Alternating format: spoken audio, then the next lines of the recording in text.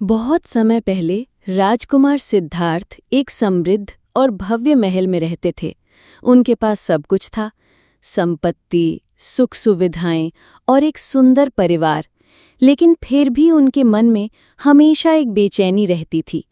एक दिन उन्होंने महल से बाहर निकलने का निर्णय लिया। महल के बाहर उन्होंने 4 दृश्य देखे। एक वृद्ध व्यक्ति, एक बीमार व्यक्ति, एक मृत शरीर और एक साधु। ये दृश्य उनके जीवन को झकझोर कर रख देते हैं। उन्होंने पहली बार महसूस किया कि जीवन में दुख, बीमारी और मृत्यु अवश्यंभावी हैं।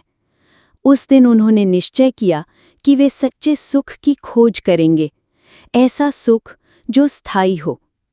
वे रातों रात महल छोड़कर जंगल की ओर निकल पड़े। उन्होंने वर्षों तक तपस्या की, कई गुरुओं से ज्ञान लिया, पर उन्हें पूर्ण सत्य की प्राप्ति नहीं हुई।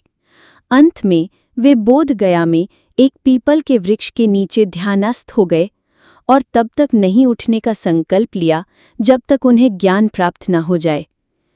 कई दिन और रातें बीत गईं।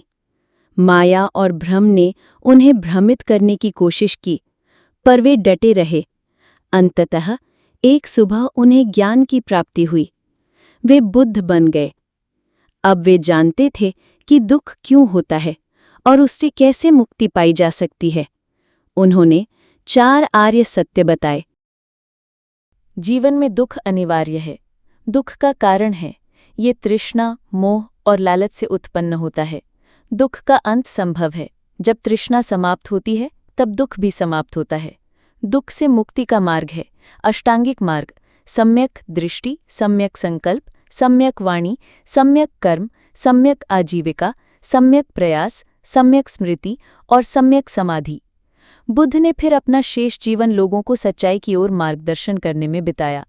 उन्होंने राजा से लेकर साधारण व्यक्ति तक, स्त्रियों से लेकर चोरों तक सभी को एक ही संदेश दिया: करुणा रखो, मोह छोड़ो और भीतर की शांति को जानो।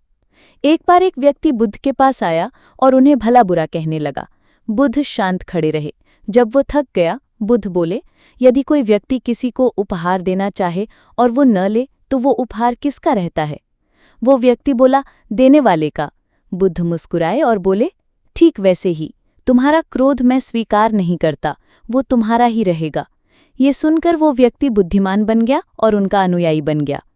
सीख: बुद्ध की कहानी हमें सिखाती है कि सच्चा सुख बाहरी चीज़ों में नहीं बल्कि हमारे भीतर है। शांति तभी मिलती है जब हम लालच, मोह और घृणा से ऊपर उठ जाते हैं। आत्मज्ञान की राह कठिन है, पर हर इंसान उस पर चल सकता है।